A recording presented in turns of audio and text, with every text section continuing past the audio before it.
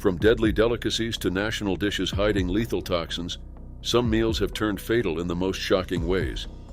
These incidents reveal the hidden dangers lurking behind seemingly ordinary or celebrated cuisines. In this video, you'll uncover 5 of the most disturbing cases where exotic foods proved deadly, leaving behind devastation, unanswered questions, and families forever scarred by tragedy.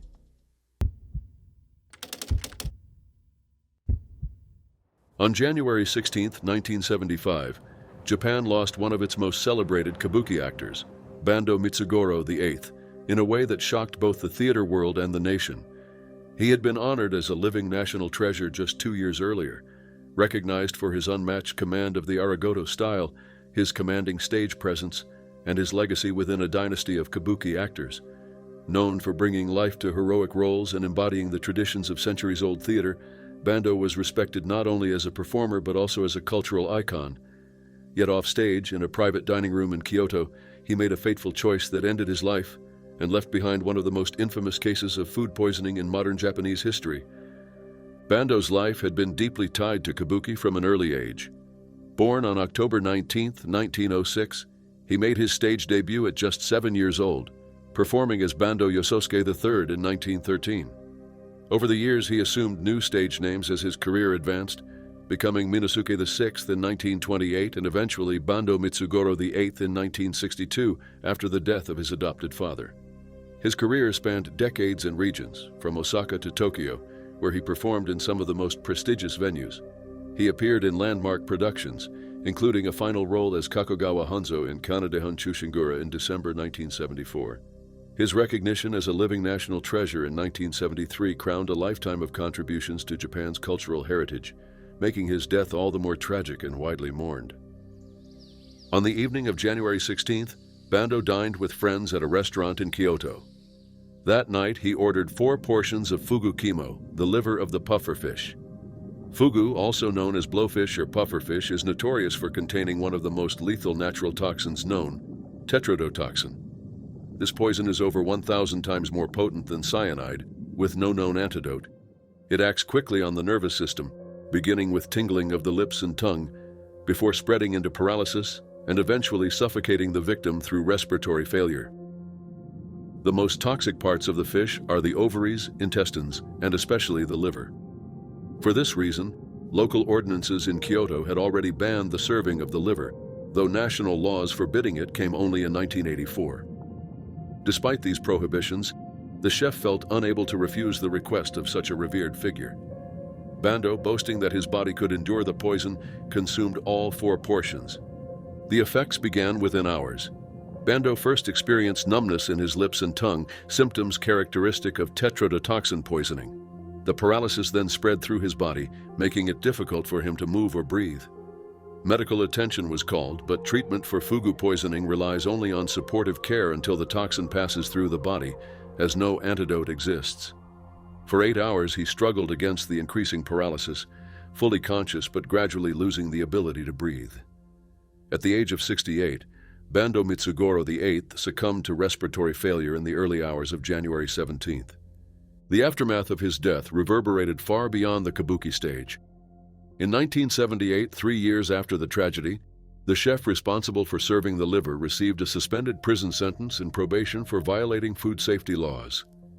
The incident highlighted the dangers of consuming fugu liver and added momentum to calls for stricter regulation. In 1984, Japan passed a nationwide ban on the sale of fugu liver, a law that remains in place today.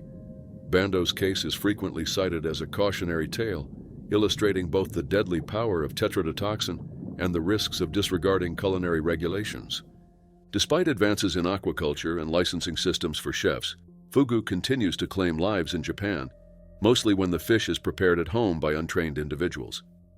Yet no single case has drawn as much attention as that of Bando Mitsugoro VIII. His death combined the mystique of fugu with the shocking loss of a national treasure, ensuring that his final meal would be remembered not only as a personal tragedy, but as a turning point in the history of food safety in Japan. In 2015, doctors in upstate New York were confronted with a baffling and disturbing case. 61-year-old man John Doe, a lifelong hunter with a passion for wild game, suddenly began to lose control of both mind and body. Once known for his sharpness and independence, John's decline was swift and devastating. He became confused, struggled to think clearly, experienced rapid memory loss, and soon could no longer walk. His family, alarmed by the rapid deterioration, brought him to Rochester Regional Health, where specialists were confronted with one of the rarest and deadliest neurological conditions known to medicine. In the months leading up to his illness, the man had consumed an exotic and risky food, squirrel brains, or meat contaminated with brain tissue. It was this unusual dietary habit that would later provide doctors with a crucial clue. Soon after this meal, his health began to collapse in ways that left physicians scrambling for answers. When he arrived at the hospital, the symptoms were stark. He was losing touch with reality, his personality had shifted dramatically, and his motor functions were failing. His case was passed on to researchers who examined his scans and laboratory results. An MRI of his brain revealed patterns eerily similar to those seen in patients with variant Creutzfeldt-Jakob disease, or VCJD, a human form of mad cow disease. This condition is caused by infectious proteins known as prions, which trigger a chain reaction of protein misfolding in the brain. The result is rapid neurological damage, dementia, psychosis, loss of coordination, and ultimately death. VCJD is extraordinarily rare. The illness affects about 1 in a million people worldwide each year, with approximately 350 cases reported annually in the United States. Most cases are sporadic, with no identifiable cause, while others are hereditary. The rarest form is acquired through exposure to infected brain or nervous system tissue. Eating contaminated meat is the best-known pathway, most infamously seen in the United Kingdom during the mad cow disease crisis of the 1980s and 1990s. But in John's case, doctors suspected that his exposure came not from beef but from squirrel brains, making the incident particularly unusual. Despite the best efforts of the medical team, the outcome was grim. Variant Creutzfeldt-Jakob disease has no cure, and treatment can only aim to ease symptoms and provide comfort. The progression of the disease is typically fast, with most patients succumbing within a year of onset. John's condition worsened steadily, and later in 2015, he passed away. To confirm the diagnosis with certainty, a post-mortem examination was required, as VCJD can only be conclusively identified by testing brain tissue. The aftermath of John's case rippled beyond the hospital. It drew attention to the hidden risks of prion diseases and the dangers of consuming exotic foods such as squirrel brains. His death was presented at ID Week, an annual meeting of infectious disease specialists, where it was highlighted as a probable case of VCJD originating in the United States. If confirmed, it would stand out in medical records, as only a handful of VCJD cases had ever been reported in the country, most of them linked to exposures overseas. For doctors and researchers, John's case became a sobering reminder of the unpredictable pathways by which prion diseases can spread and how quickly they can devastate a life. For his family, it marked the tragic loss of a man whose love of the hunt and of wild game led him, unknowingly, to one of the rarest and deadliest diseases known to science. His death underscored the lethal consequences of eating an unusual food, one that carried risks few could have imagined until it was too late.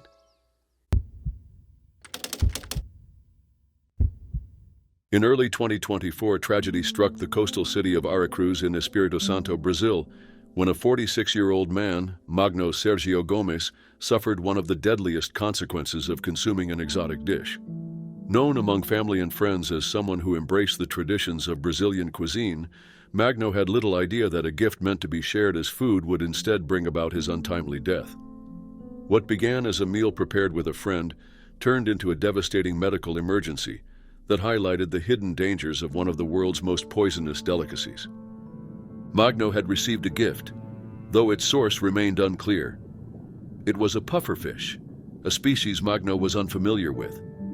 Brazil's coastal waters are home to more than 20 species of pufferfish, with at least a dozen living in Espírito Santo. Many of these species carry tetrodotoxin, a substance used by the fish as a defense against predators, but one of the deadliest poisons known to science. The toxin has been described as more than 1,000 times more lethal than cyanide, with no antidote available, and a single fish can contain enough to kill 30 adult humans. Despite its danger, pufferfish, known in Japan as fugu, has a reputation as a rare delicacy.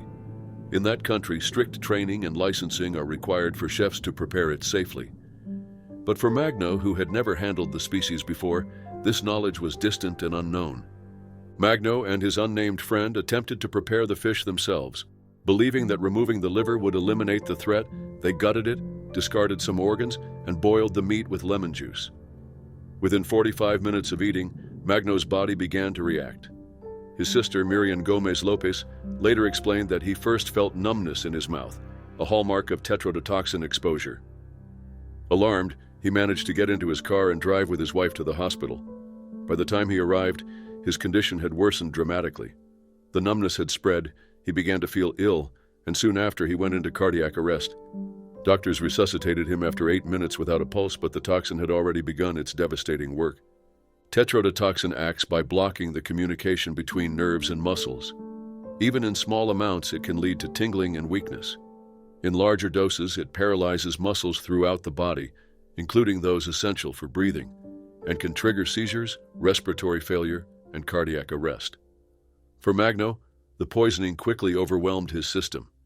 He was placed on life support and intubated to maintain breathing, but the damage was irreversible. Within 3 days of being admitted to the hospital, he suffered several seizures that severely affected his brain, leaving doctors with little hope of recovery. Magno remained in the hospital for 35 days, his body kept alive by machines while his family held on to what hope they could. On January 27, 2024, he passed away. The doctors informed his relatives that the poison had quickly traveled to his brain and caused irreparable harm. For his loved ones, the loss was sudden, devastating, and difficult to comprehend, particularly because the fatal chain of events had begun with what seemed like a simple gift of food. Magno's friend, who shared the meal with him, was also affected by the toxin. He survived but did not escape without lasting consequences. Reports indicated that he was neurologically impacted, experiencing difficulty walking and ongoing weakness in his legs. Though his life was spared, his health remained compromised, serving as a living reminder of the risks hidden in the poisonous fish. The case underscored the extreme danger posed by pufferfish when prepared by untrained hands. While the dish has long been considered an exotic delicacy in parts of Asia, it also causes dozens of poisonings each year, often among amateurs attempting to prepare it at home. Brazil itself has seen cases in the past, with multiple deaths reported from pufferfish poisoning in recent years. Experts such as maritime biologist João Luiz Gasparini have repeatedly warned that these fish are common along Brazil's coasts, with many species carrying the lethal tetrodotoxin. For Magno's family, the tragedy was both deeply personal and profoundly shocking. His sister Miriam spoke about the ordeal, recalling how her brother's health declined with alarming speed and how seizures left little chance for his survival. She also shared the difficult truth that her family never learned where the fish had come from or whether it was caught or farmed. What was clear, however, was that the decision to prepare and eat it at home had led to irreversible consequences. In the aftermath, Magno's death stood as a stark reminder of the dangers of consuming exotic foods without knowledge of the risks involved. What is seen in some cultures as a rare and prized dish had, in this case, proven fatal.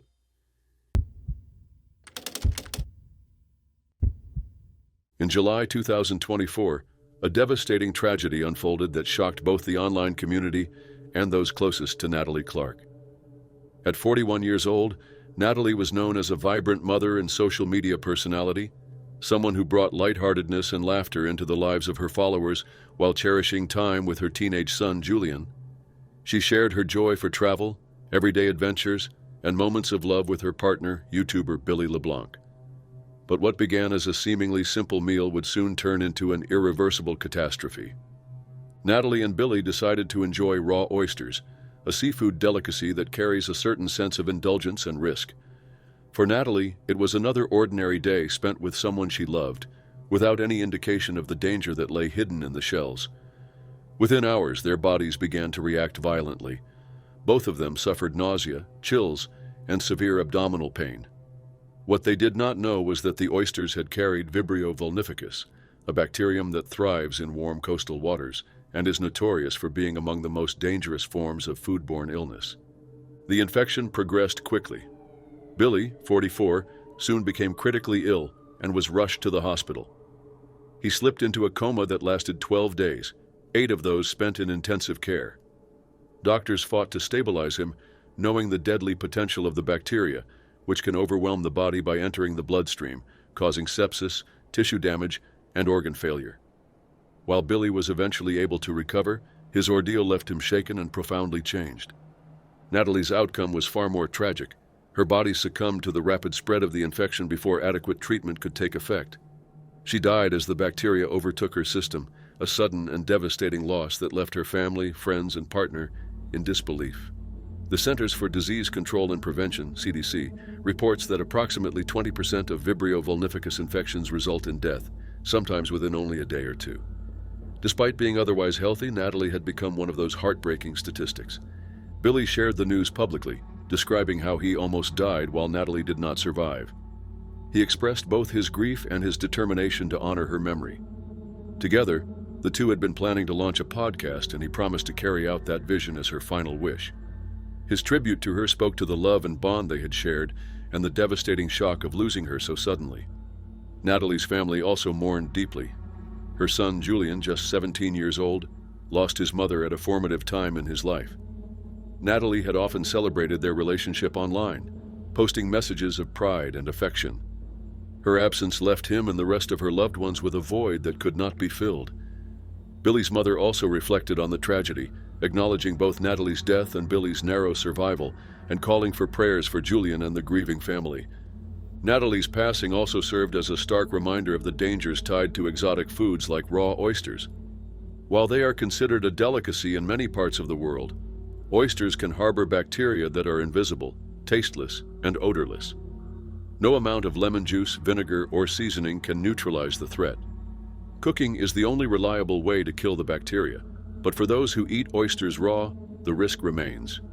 Each year, between 150 and 200 cases of Vibrio vulnificus infection are reported in the United States, and the CDC cautions that 1 in 5 people who contract it will die.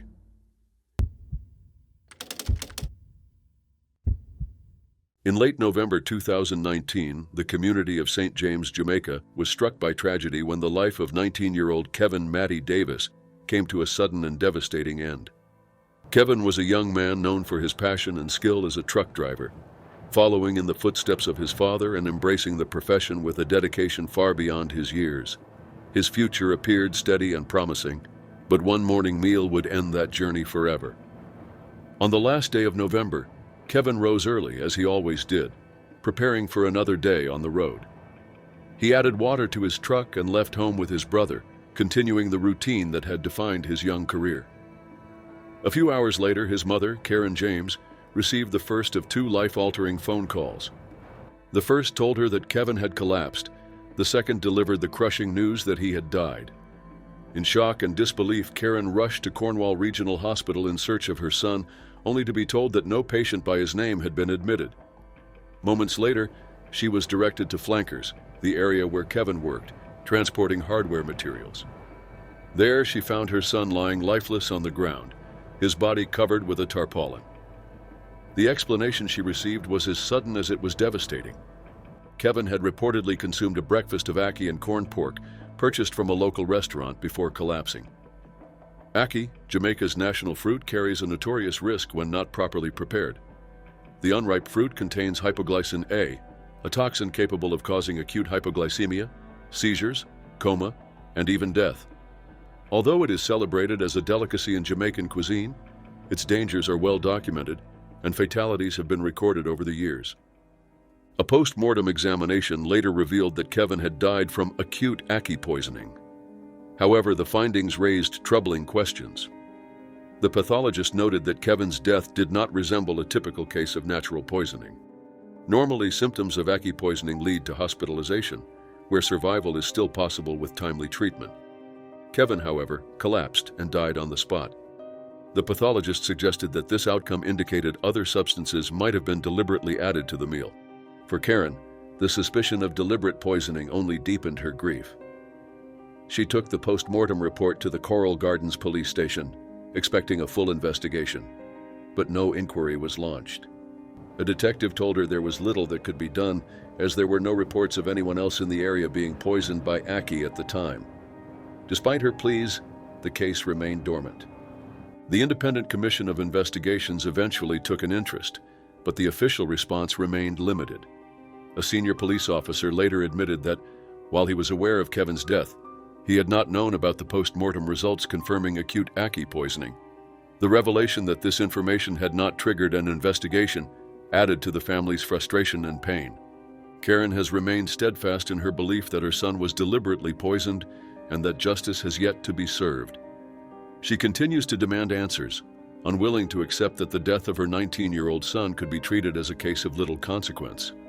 For her, Kevin's death is not only a personal tragedy, but also a painful reminder of how fragile justice can be when lives are cut short under suspicious circumstances.